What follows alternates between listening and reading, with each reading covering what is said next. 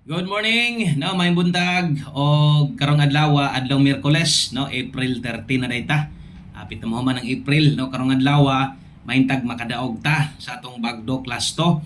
So kini nga last to para sa 3D og upat di ay ni ka kombinasyon, no, ko sa ta magsugod kung bago ka diri subscribe sa daan o i-click ng bell button kay dili lang 3D bagdo class to imong makita diri, maghatag sa diri og easy to loto. Okay, maghatag sa dadari sa atong lokal Visayas ug Mindanao. So kanang tanan diri nyo na makita mo nang ay kalimot og subscribe daan. So welcome di ay sa tanang bag-o Boskoy di ay ang ani sa tuang channel diri no. Og maghatag ta o kini nga video, 1 minute video para ni sa Bagdo Class to. Una, naatay last to nga pwedeng mo balik karon 7-3, ang ikaduha natay 2-6.